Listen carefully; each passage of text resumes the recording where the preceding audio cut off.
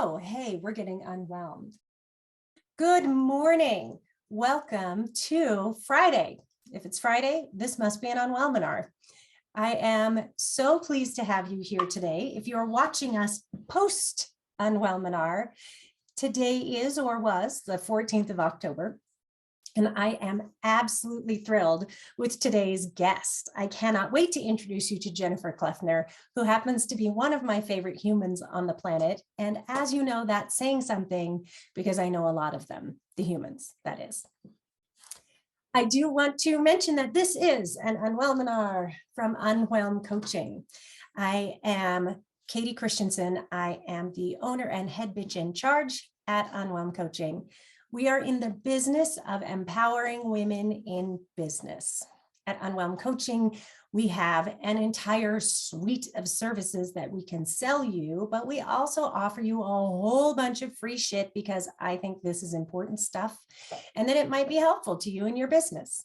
So when you go to unwhelmcoaching.com, that is UNWHELM coaching.com, you will find a free membership, and in that free membership, you will get access to all of our past Unwhelminars. That is a video, a podcast, and any incredible downloadable free resources, which we call Unwhelments. Thanks, we're very clever around here at Unwhelm Coaching.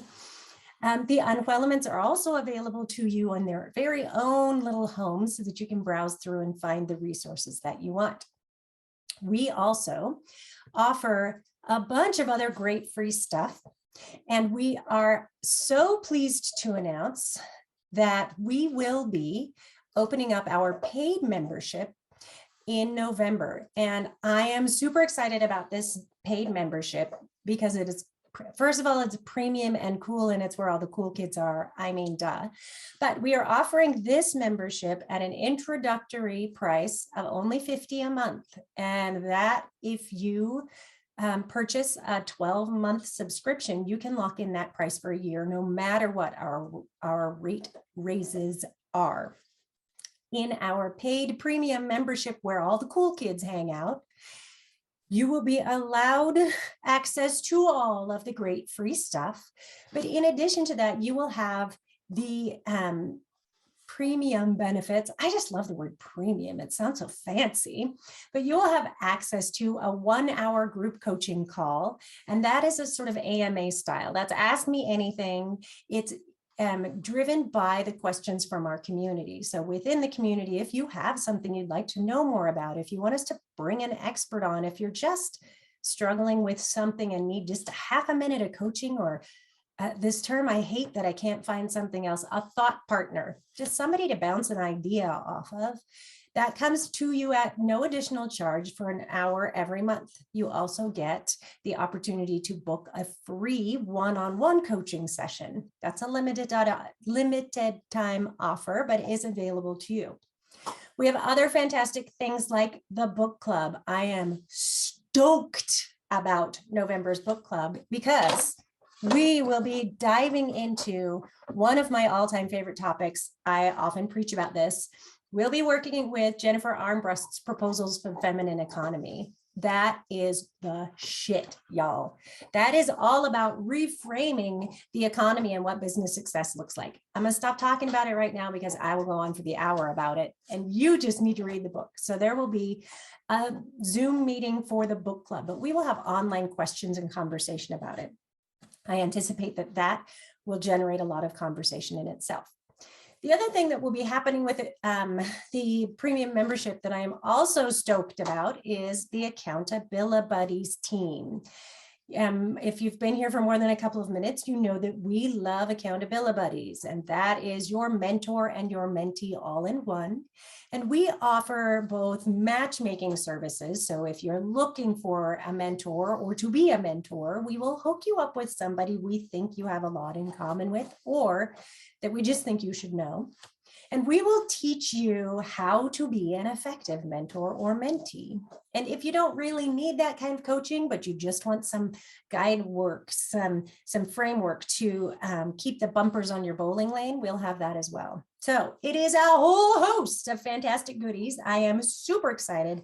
And I will give you a little teaser that in December, our book club book is going to be a very special book written by an incredible badass woman. Oh, that's me. My book comes out in November. It is called Unwhelm, and we will be discussing that in December. So if you join the membership, you get a book for $1.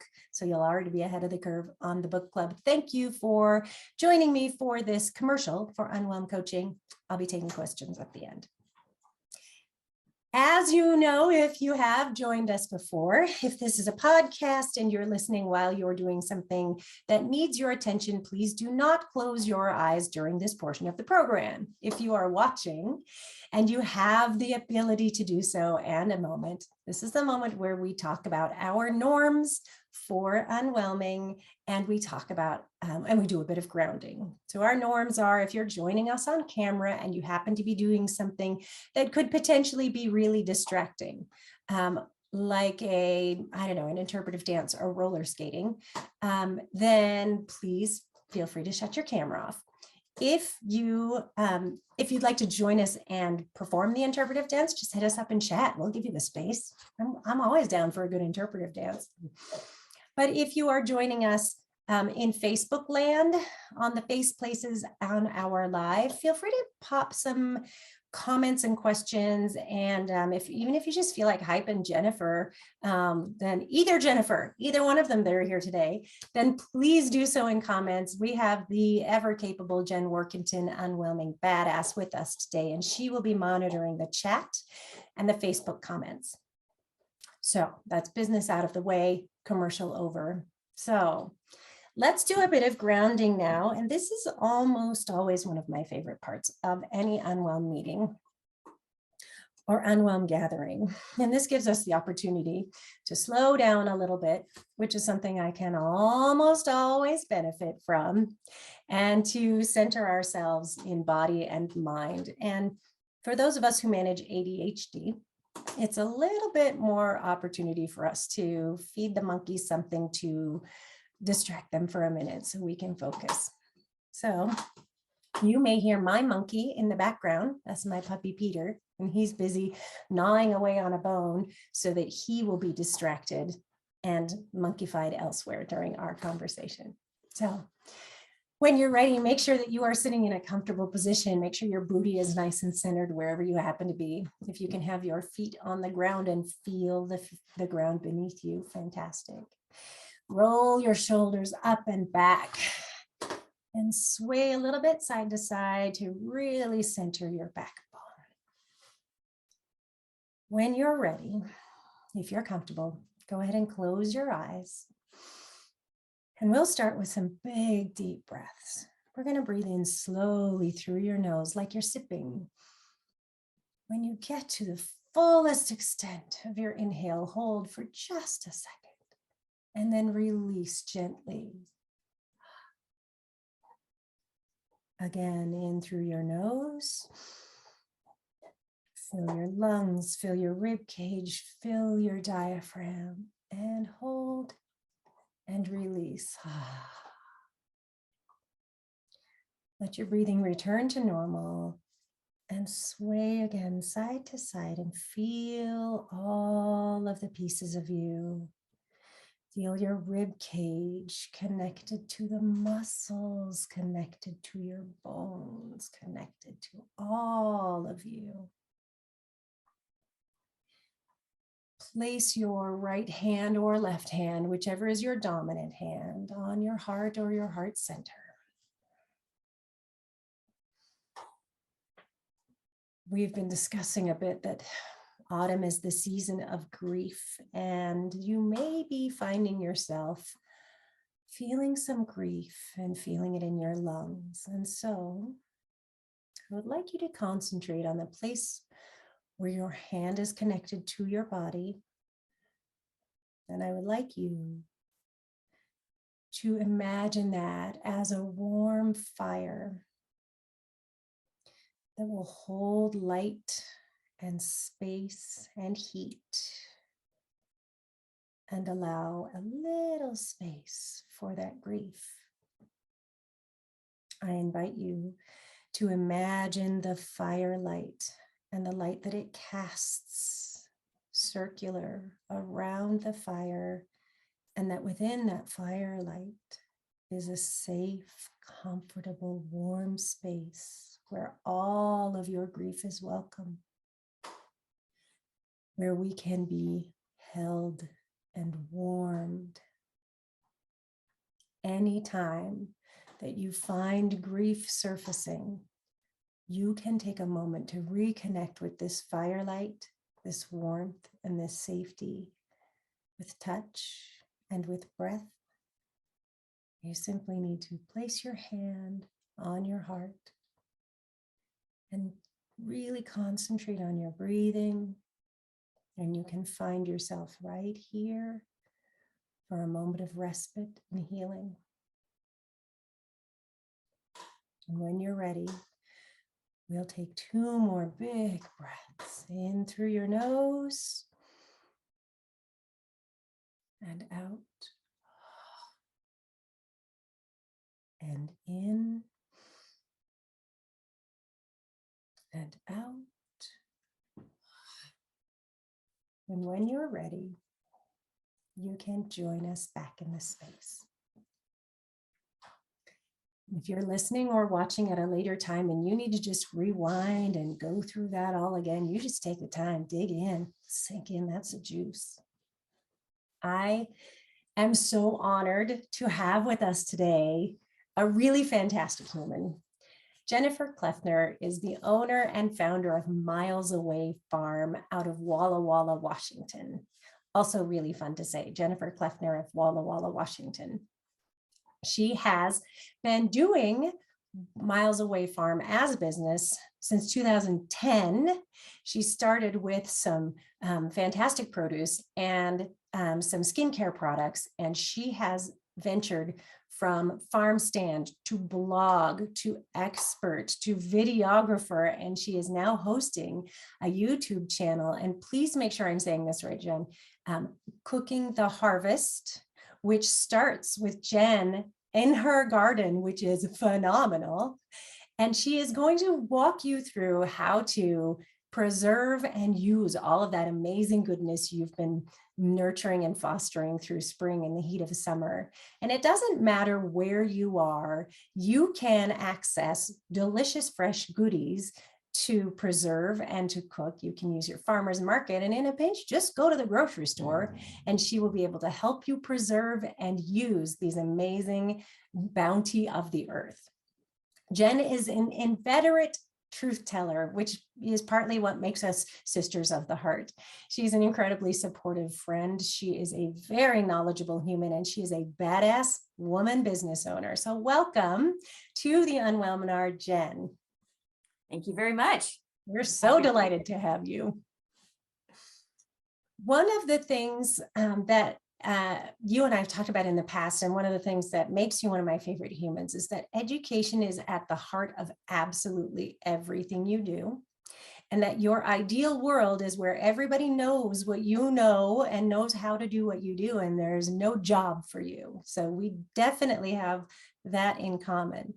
So I wonder if you can take us back and start maybe a little bit earlier in your vocation, your avocation, and talk about the ways that you fell in love with farming, because I know you weren't when you were a kid. But if you can talk about those times when you sort of realized you had fallen in love with growing things and teaching people about it. I've always had a really deep connection to the outdoors and to nature.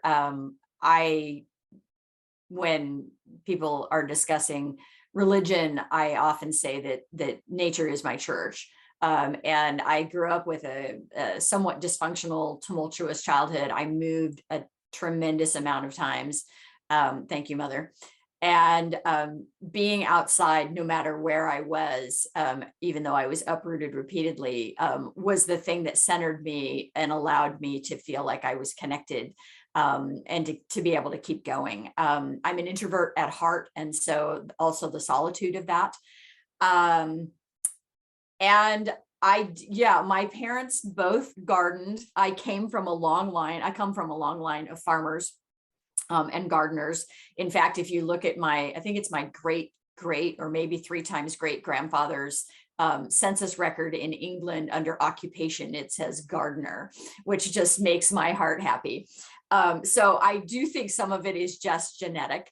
But I was a super picky eater as a kid, and all of all my parents ever wanted me to do was to help them weed. And there's no faster way to turn a kid off of gardening than to say, hey, weed this stuff. And I would eat, like 4 things that were vegetables when I was a child. And so it wasn't until my early 20s, I had rented a small house when I was in my late college. And there was a backyard, and I dug up a plot of ground, including several oil filters from cars that were in the soil, and planted a tomato. Didn't even occur to me at the time that maybe that wasn't the best place to plant a tomato, because clearly the oil that went with the filter had probably ended up in the same hole. But started out growing tomatoes. And I can remember calling my father and saying, what kind of tomatoes should I get? And he said, I always buy one better boy and one early girl, because I feel like they're good. They keep each other company, Sure. which was really cute. So started with that. And then, just again, didn't even hardly know how to cook. But there was something about getting my hands in the dirt that really helped fill my soul. And I just kind of kept at it off and on. I was part of a community garden when I lived in Boulder, Colorado for a while. And then, eventually we moved to the western side of Colorado. My husband and I did garden down in Arizona. We lived down there in the heat.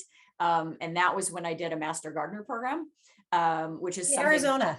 Yeah, something offered through the extension. And at that point I had a degree in biology. So I had a pretty good grounding in botany and plants, but I had no idea how to grow in a climate that was over 100 degrees for 5 months out of the year. And so did the Master Gardener program. And that was actually where I discovered that teaching was a vocation that I hadn't realized I had.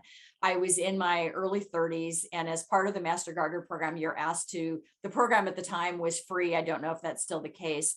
And then you were asked to go out into the community and volunteer as part of your payback for the education that you'd received.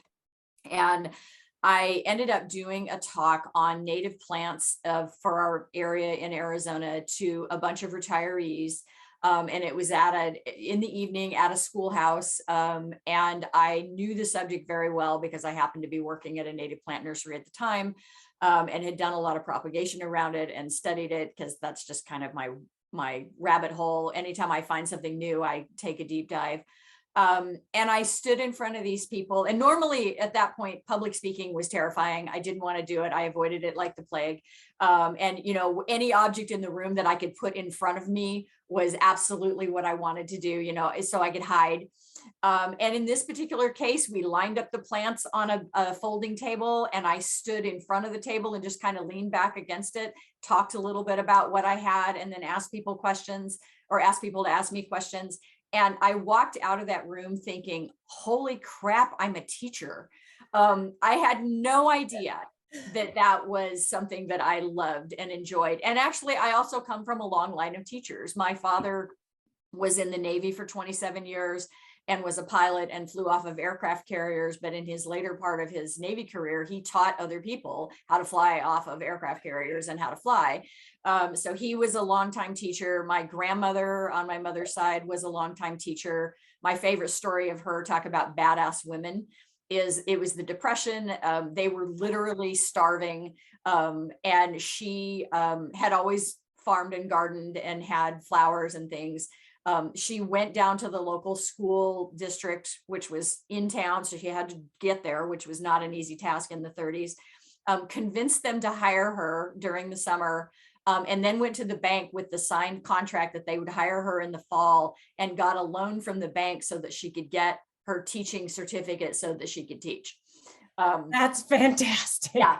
So she saved the family with the income that she had from being able to do that. So it's in my blood. I think there's a lot of genetic connections, all of it. But yeah, teaching is definitely the thing that's at the heart of everything I do. And I actually started the blog before I started selling produce, because when I registered my LLC, I didn't actually have anything to sell yet. I just had done the paperwork. And so, yeah, the blog that I have, which has been going on since 2010, started out just being like, oh, here's what I saw today, taking the dogs for a walk. So yeah, I've been doing it for a long time. That's fantastic. I have had the great good fortune not only to know Jen as a friend, but to have for years on end walked to the farmer's market and go to her stall first every single week. Miles Away Farm. And I'm sorry, Jen, can you remind us of the URL? It is milesawayfarmww.com. Miles Away. Walla Walla in there somewhere. Yeah, the WW was because the original Just Miles Away Farm was already taken by some yoga studio in the Midwest.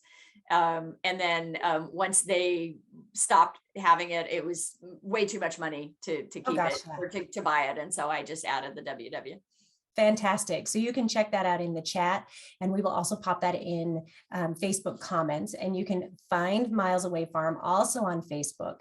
I've been reading Jen's blog for a really long time, and one of the things that I love about it is that in addition to always practical tips, always, because Jen is such a truth teller, there are stories that are not always the sort of salesy fun side of having a farm, because it's hard freaking work.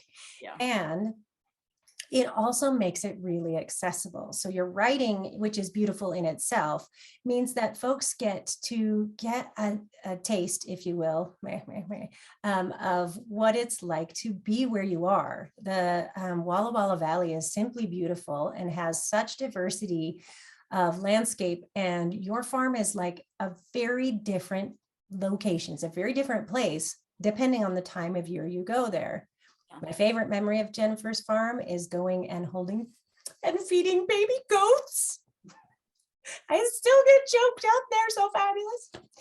And Jen makes having fresh produce and using it appropriately and preserving it so that you can enjoy it easy. She's like a queen unwhelmer in that she takes what can be really overwhelming and breaks it down into really simple pieces that you can benefit from long-term. I do remember the first time a friend of mine gardened, and she put up some raised beds in her backyard, very small backyard, and she was very excited because it had lots of light. So she planted tomatoes. And like you, she was like, I don't know what kind of tomatoes to plant. So I said kind of the same thing your dad said. I was like, these are kind of bulletproof. And she bought 40. Oh my gosh. 40 plants. Yeah. And I don't know. I mean, I think like you get an average of 40 tomatoes off of every damn plant. So before long, in Walla Walla, it was July and you couldn't walk through her garden, right? So I do appreciate that you take these, those mistakes or learning opportunities, and you make them really accessible to us. You have had some really amazing experiences living in really various really wildly varying climates. I mean, Walla Walla has fog and is really moist 5 or 6 months out of the year, and you're always challenged by moisture and frost and cold. But in Arizona, you were really challenged by how do you keep these plants alive in the moisture, with no moisture and in the heat. And then in Colorado, you sort of had this in between. And I wonder if you can talk about, maybe just touch on what is your favorite thing or something that really tickles you about each of those environments, because I know that you were happy in all of them. Yeah, I think, I can't take credit for this. I saw this in a newspaper article about grapes locally and somebody who was caring for a vineyard, but it resonated so strongly that I've said it ever since, which is you let nature lead the way. And that's really what we've done. And my husband is also a biologist. And so it's one of the big pillars that our marriage is founded on, is that we both have such a resonance with nature and the outdoors. But it's and I always like to push the boundaries a little bit and try to like, oh, we're not quite the right zone for this, but maybe if I put it on a southern exposure with a bunch of rock in the background, I can make it work. So it's always fun to push things a little bit and see what you can pull off, knowing going in that it might be an abject failure and, kind of hardening your heart around that. But every place has beauty. Every place has something to offer. And every place has things that other people don't have to deal with, or other people do have to deal with, that you're like, nope, dodge that bullet, because that bug just doesn't survive here in this 100-degree heat, or our winters are so cold that can't really get a foothold here, and so recognize, just trying to work within the system, and then really daily gratitude, and recognizing as you walk through and you notice some little thing that is growing, and you're just like, it's just so gratifying, instead of always thinking about 3 months down the road, 4 months down the road when I harvest this tomato. It's like, look at that ladybug, look at that, this little sprout that's coming up, look how tenacious this annoying weed is, that you've got to appreciate the fact that, I joke that bindweed has roots that go all the way to China, and that if you could actually pull them all the way out, you'd cause an earthquake on the other side of the world. I think that's accurate. But what an incredible strategy that is, of just, so just recognizing and appreciating things in the moment is huge. And then a lot of those moves, some of them were predicated on career and other things. But I'm really a believer in, there are places that resonate with you that will feed your soul in a way that is absolutely not quantifiable in terms of money. As you know, I know you've had your own experience with that. And so some of these moves, I mean, we left Arizona. It was an incredible experience. I don't think there's a scenario where I would go back to that part of the country. I learned a ton. We loved the natural environment, and we're in awe of the desert and the ability of things to survive on 4 inches of rainfall a year.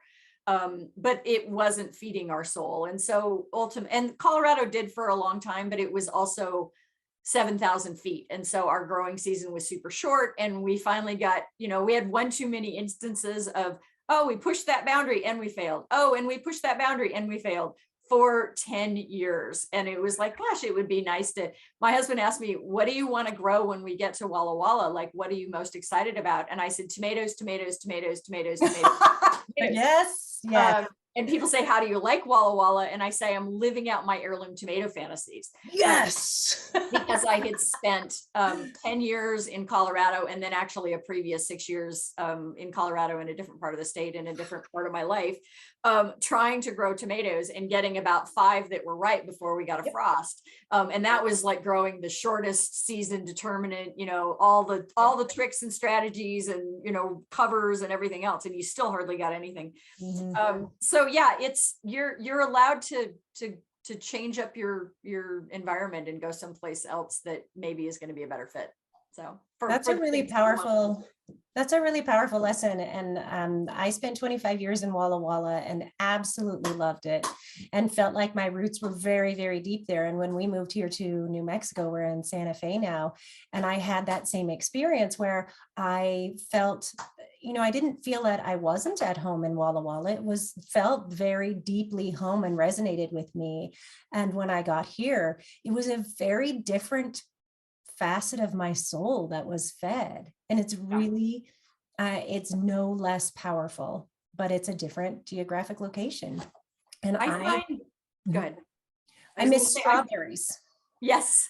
I am determined. I was thinking as we were getting ready for this call today, I was looking at, there's a friend that I follow who lives in Mexico, and she has this elaborate growing system for her strawberries where they're against a stone wall, and she has a sprinkler system. And I thought, I just need to get Jen to help me do that so I can enjoy strawberries. Right. That's what I miss about Walla Walla. Yeah, we all have those things that we just can't quite let go of. And I mean, there's so many things we've grown here that we tried to grow in Colorado for years and failed at. Right. And we grew them here simply because we were determined to actually have a success on the same thing. And then once you're successful, you're like, oh, okay. Yeah. And I mean, it's like, it's not even something you're that passionate about. It's like you need to check that box because you're so mad about the fact that it failed for 10 years. Didn't kick your ass. Yeah. In terms of moving, and I mean, I think I like to blow my life up about once every 10 years. I don't know where that comes from, other than the fact that I moved so many times as a child and was uprooted so unceremoniously, repeatedly. It really taught me that there is some silver lining to that. And I think of life as a scale or a bell curve between, abject terror and fear of new things. And the other end is I am bored shitless. And if I don't do something else, I'm going to lose my mind. And you can kind of track in that 10-year cycle where I am on that spectrum. Because I get bored. And if I've done something too many times and it's become too routine, it makes me crazy and I have to do something else. I can't stand it. And the fear of new things, the fear of change goes down in immensity, depending on how bored I am. Sure. Yeah, exactly. Yeah. And so, I've done a bunch of different things. We won't go through the long meandering career, but I've done a bunch of things. I went back to college in my late 20s. I've moved to a variety of places. I've had a variety of different career tracks, none of which I regret. They've all been great. But I really think, we need to give people permission to reinvent themselves. And you see it in the data, there's how many times people change jobs, et cetera, et cetera, et cetera. And especially coming out of COVID, I think a lot of people had come to Jesus with their life and said, wow, I need to do something totally different. Yeah. But I think we need to celebrate that. And, I grew up with a father who was a child of the Depression. He was 27 years in the military. You never, ever, ever left a job until you had a better job that paid more lined up. And so the message I got growing up was, conservative, conservative, conservative. And I do have a big streak of that. There's definitely that's where the abject terror comes from, of doing new things, is from all of that messaging. But I also have a lot of confidence in my own ability, and that's grown over the years. Every time I blow my life up and I don't end up living under the bridge, I realize, oh, wow, you are capable of doing hard things, and you are capable of figuring these things out. And you have the humility to ask for help and go do things that are perhaps not exactly what you had in mind in order to make ends meet until you can get to where you want to go. But yeah, it's been incredibly empowering to just change it up and to so many people just stay. They just stay in the place that they started. And I went to my class reunion, my 20-year high school class reunion. I grew up in a town that was at the time about 4,000 people, and we had a graduating class of 40, so super, super tiny. And all we could talk about, in our teens was, I can't wait to get out of here. Right. And I go to my 20-year class reunion, and I would say, 80-85% of everybody who was there was still within 50 miles of where they'd started.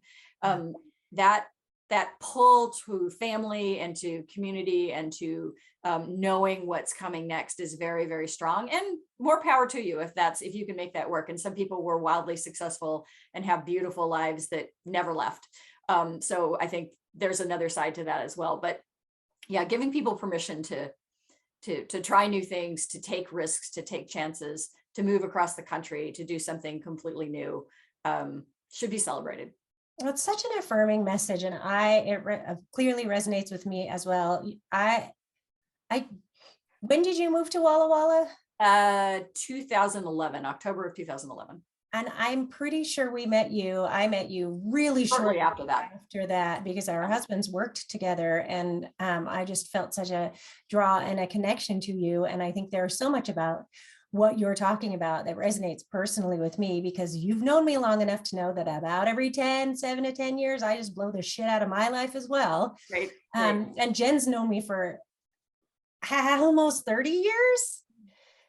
So basically when we were babies, whatever. And she knows me the same way, where she gets nervous on my behalf because she's like, what are you going to do now? Right. I can see it coming.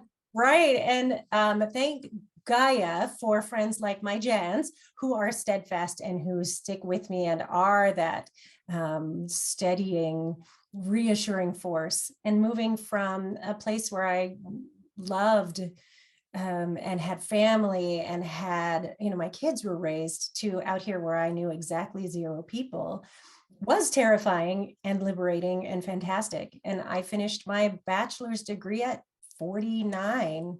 Right. At 50, I was 50 when I graduated. So I really appreciate you giving voice to, celebrating that piece that creates resilience, that recognizes those long unanswered dreams, that we can put those dreams away, but then come back to them.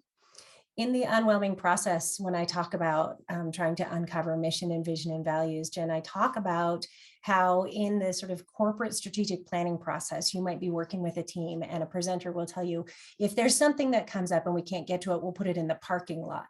And to me, that's a very masculine, capitalist corporate vision. But I advise my clients to take those ideas and put them in the garden. And I tell them that they need time and moisture and air and sunlight, and that you can't pull up a baby plant just to see how its roots are growing. You have to just leave it and trust.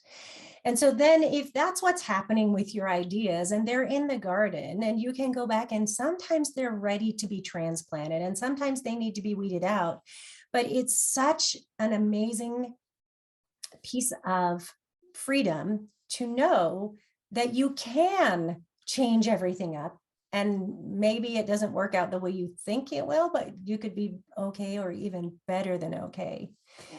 I want to ask you about one of those pieces of reinvention. So you and I both had experiences where we poured our heart and soul and really thought that this was the thing that was going to connect our community and it would take off. And for both of us, that didn't happen. So you and I had talked a little bit about how you move on, how you do that reinvention, how do you keep your sanity? And I wonder if you want to talk just a little bit about that dream that you had with a D that might still linger a bit for you. So along with all of the going back to school and getting a degree in biology and kind of hobby farming and gardening for a long period of time, what comes with that naturally for anybody who does this work for any length of time is you start getting involved in the local food movement and food insecurity and all of that. And so I did that and was on, a co-op food grocery store board for 5+ years and did all kinds of work around that. And then when moved to Walla Walla, continued to do some work around that. And the ultimate goal for me as a business person, but also as a community building situation, was to have some kind of a commercial community kitchen available in Walla Walla for people to access. And I've been working on that subject since 2013 in various different forms, various guises, various community groups coming together. And that also included a USDA feasibility study grant that the group got. And the feasibility study was basically kind of, putting numbers to paper, playing it all out, figuring out what it would look like. And then there's a second opportunity for a second grant that's a much larger grant you can get from USDA that actually helps to build it. And so you have to do, the government basically says, in order for us to give you this giant chunk of money, you have to show us on paper that you actually have a plan first. So they help pay for the plan, which is great. And so this has gone through various incarnations and guises, and various community members coming in and out, and community workshops, et cetera, et cetera. And I just got to the point where in my own business, one of the products that I make is jam. And I'm licensed by the state, jumped through all of those hoops, did all that research to figure out how to do that legally and safely. But I'm still doing it basically the way you would do it in a home kitchen. And so I'm making, 18 jars of jam at a time. And there's some limitations in terms of the actual physicality of making jam, where if you're going to do more than that, you need a larger piece of equipment called a steam kettle. I won't go into all the reasons why that is, but you can't get a bigger and bigger pot and have it work because the heat source is only from the bottom, and that doesn't work with sugary substances. And And so for my own personal motivation, what I really wanted was a space large enough to be able to have a steam kettle where people could come in and do larger batches of things. Because what I'm doing is wildly inefficient. And there wasn't anything available. And so that was, I mean, part of it is just education and community mindedness and wanting more people to be empowered to feed themselves locally. And so there was a huge thread of that. But needless to say, long story short, all of that has kind of come to nothing. We've talked about it.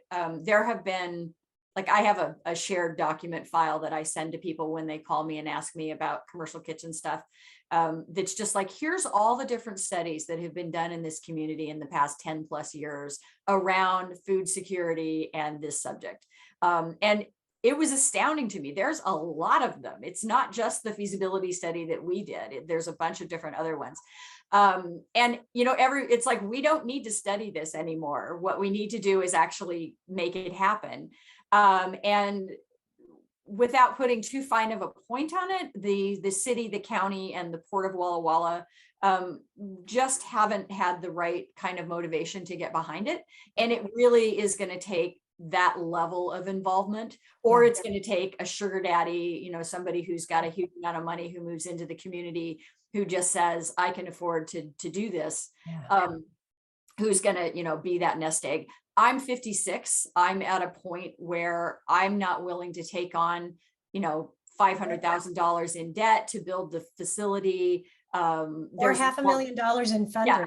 Yeah, exactly. I'm not interested. I work for a nonprofit. I work for, you know, food co-ops. I know what that side of things looks like in terms of fundraising. I don't have it in me.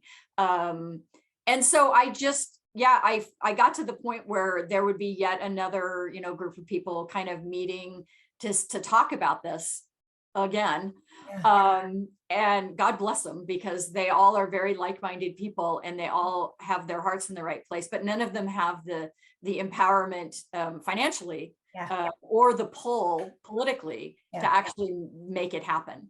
And they're incredible people, but until that logjam breaks, and I think it eventually will. I actually do think eventually something will come together.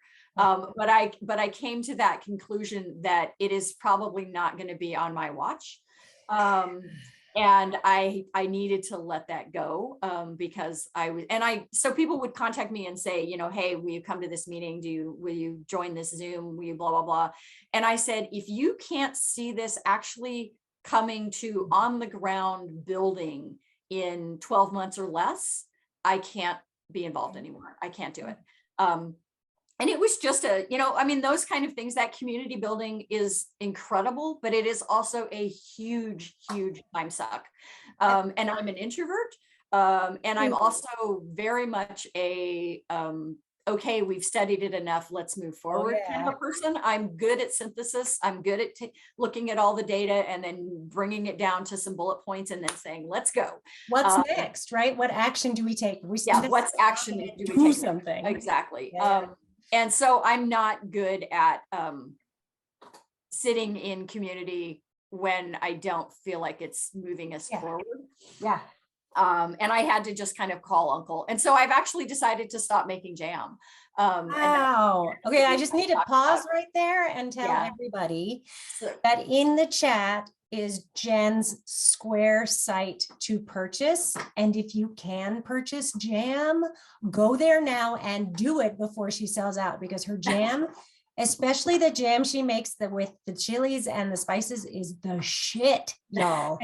So it's in chat. We'll put it in Facebook. Go there. Buy. And you've got some time, because the way I make jam currently is I freeze fruit in the batch size that I need during the season when it's in season, because, you know, peaches are only in season for a month. Blueberries are only in season for a month. And because I'm only making jars, you know, 18 at a time, I have to freeze everything and then kind of make it as I need it. I did stockpile fruit all this year. So I won't run out until we'll start running out of individual varieties next spring. So all right, you got a minute. Still good. Don't panic. But yeah, I go and buy them for Christmas presents. That is a damn fine Christmas present.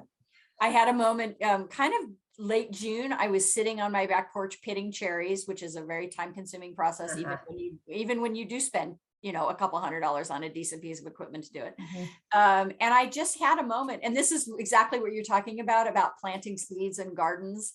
I love that analogy because I can kind of feel when I'm doing that. And sometimes I purposely don't spend a lot of time analyzing it. I'm just like, oh, there's something over there growing.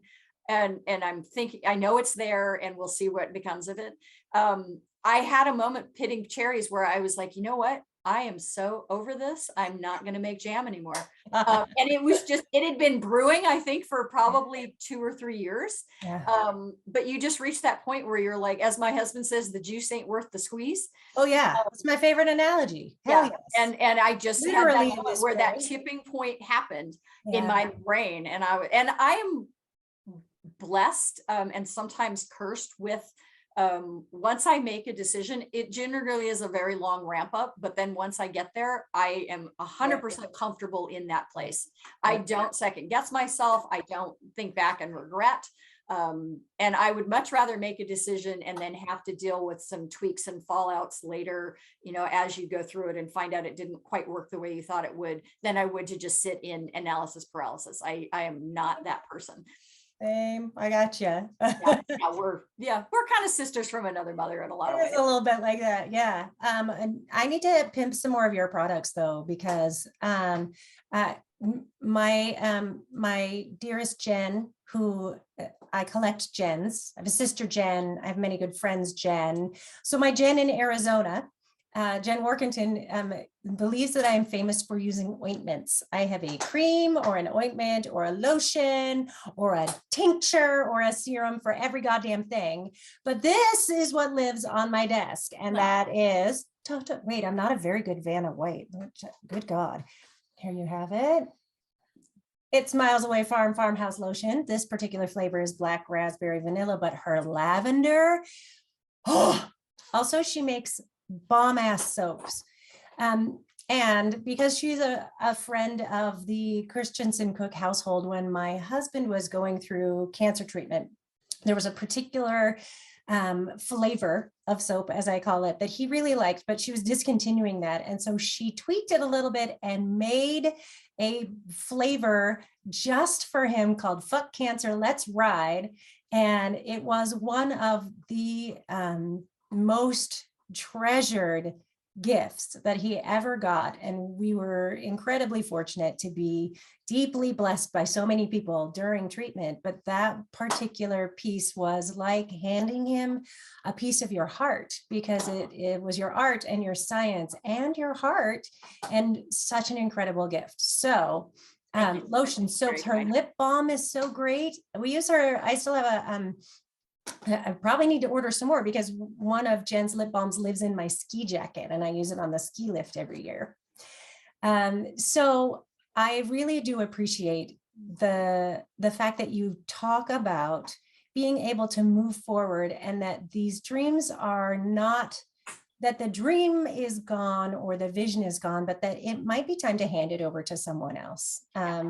After years and years and years and years and years and years in nonprofit, I recognize that that nonprofit fundraising, nonprofit leadership is a really requires a great deal of energy and time, and that a younger person than I is probably better suited, because they're just not quite so cynical or quite so tired, or maybe they've got another minute, right? And sometimes people who come in with a level of innocence, who don't know what they don't know, can actually be the one who breaks the logjam. Right. Just because us old farts, and you see this all the time, people are like, oh, we tried that. We tried that already. We tried that and it didn't work. And it's like, well, maybe you tried that 10 years ago, and now there's different people in office, or different people in positions of power, or you're going to couch it in a way that we hadn't thought of. And so I actually love that young energy, because I do think sometimes they're successful simply because they didn't realize that they could fail. And 100% more power to them. But also recognizing, if I'm going to be in the room who is going, we tried that, it'll never work. Like, I don't want to be that guy. I'd rather just back off and be like, you guys go for it. Way to go. I'll buy a ticket to your benefit. Yeah. Yes, absolutely. Yeah, absolutely. Vital to continue to to allow the community to move forward in different ways. And a lot of the time it feels like a loss personally, but is also really important mm, to step aside and give other people that opportunity and give other people the space for leadership who aren't maybe, I mean, it's possible that I've burned a bridge or two in my time because I'm a smartass or because I don't suffer bullshit well. It's possible. And so if there's someone else, just Jen Workington is crying because she's laughing so hard. But it's also possible that maybe somebody who's a better diplomat than I am and doesn't burn bridges as well might be a little gentler approach and might be quite a bit more successful than I. Who knows? Being bossy and loudmouth gets me a lot of places. And I don't want to discount my own gifts, just want to say. 100%. I really appreciate that you talk about that transition. I want to just pivot just a little bit because farming is long thought of as a really patriarchal vocation. Farmers, when you think the classic view of a farmer, you know, if you picture a farmer, it's a man and the people who are making the policies around farming. In fact, just this morning, I was at a function at the Food Depot here in Santa Fe. If you're in Santa Fe, please donate to the Food Depot. Thank you very much.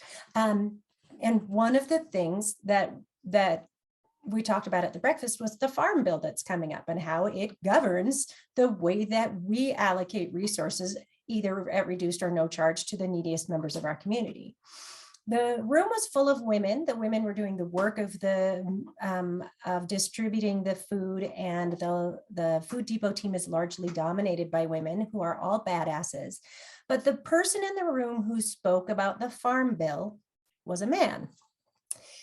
So I think of farming as this sort of last bastion of the patriarchy. And yet every single farmer who is a man, almost without exception, has a woman who is doing the caretaking and the grind and mapping out the markets and building relationships and holding down the fort while they're at harvest for 15 hours a day during wheat harvest.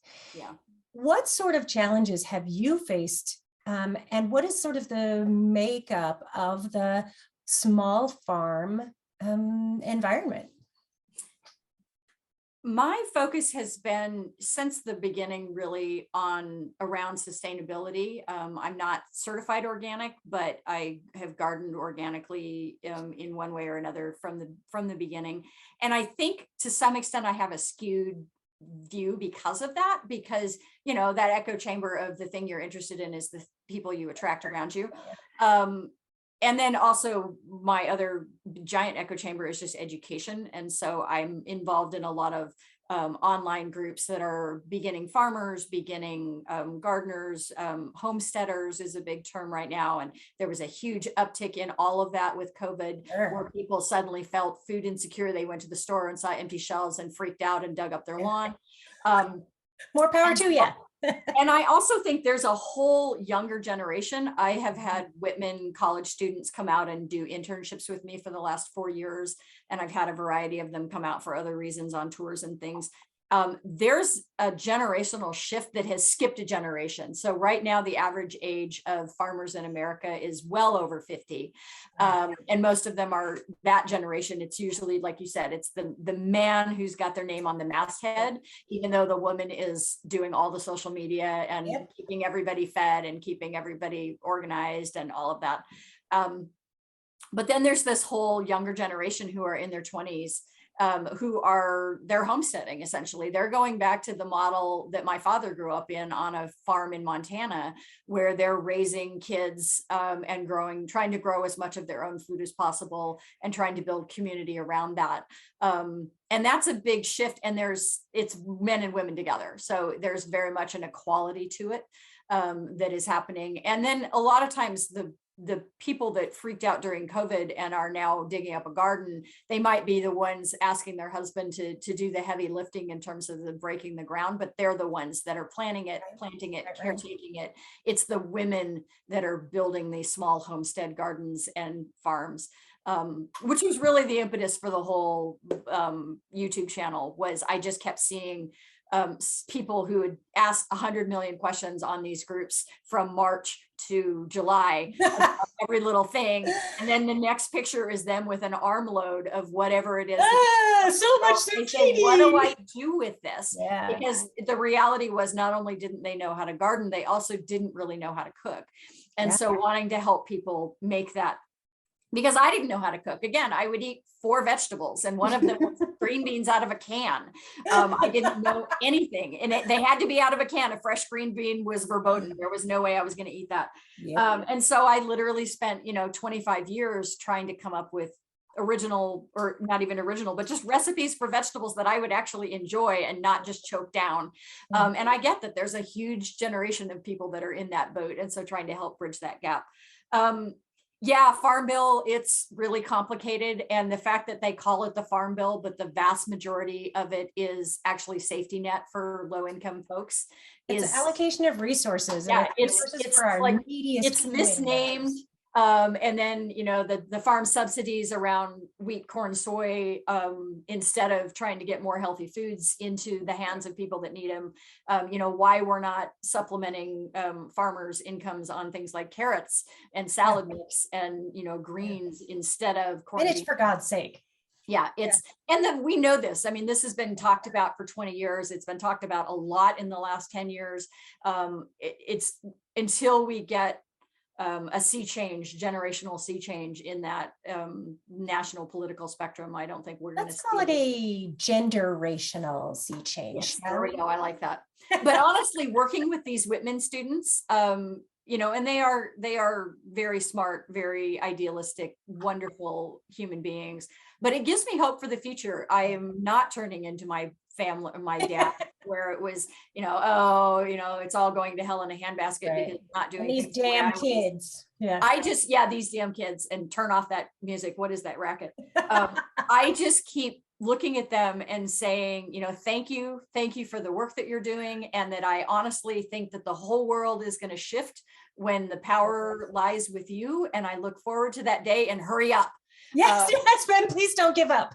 I literally just had a group out like last week, and that was how I finished my talk to them, was please hurry up. Yeah. Because the things that we just took as normalcy and didn't even question that were inappropriate are not even on the table for them. Like, it's just not even they just see the world from a very, very different place of fairness and equality. There's going to be a huge generational shift, and I feel like it's just a question of, can we do it fast enough? That inspires such gratitude and hope in me. I remember meeting a young woman who led the foraging group, and even just the fact that Whitman College, which may still be one of the most expensive colleges on west of the Rockies, is full of these kids who are not resting on their privilege, or who have been brought together with curious young minds to change the way we do things. Just the fact that there was a group of young people interested in reducing simple food waste in the Valley is phenomenal, and it was really inspiring. Yeah, they're amazing. We are just about officially out of time. Whenever Jen and I would go to lunch, we would routinely need to schedule at least 2 or 3 hours. This is how it goes, because you are full of fascinating stories, and you have such fire and passion, and it is such an absolute treat to have you with us today. I want to redirect everybody to milesawayfarmww.com, and I particularly want you to click the link in the chat. That is her Square site for purchasing, so her storefront. And please know that lavender is my favorite particular scent of everything she makes, so that if you're looking to purchase Christmas gifts for me, that's really important. And if she's still making the strawberry rhubarb jam, that you need to get that for me for Christmas as well. I also accept gifts for things like Halloween or Tuesday. So just know that that's an option that's available to you.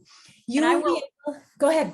Quick ad, under the tab on that site that says DIY homesteading, down at the bottom of that, there is a section on farm business. And one of those links is the top 10 things I've learned in being in business in the last 10 years. It might be a great fit for your audience. It has a lot to do with, yeah, I didn't know anything about business when I started. My degree was in biology. I knew how to grow things.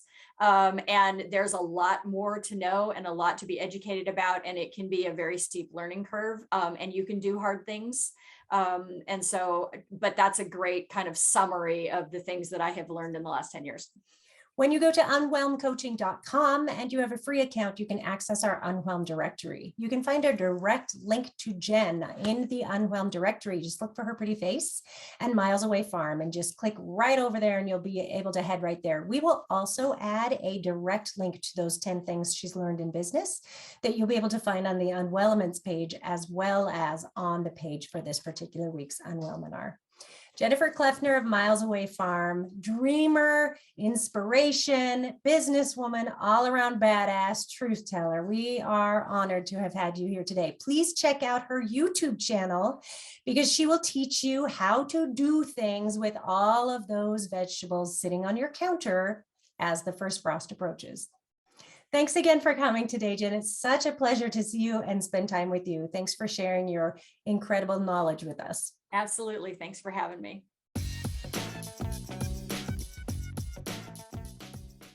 Oh, hey, we're getting unwhelmed. And as always, you can catch all of our recordings on our website at unwhelmcoaching.com.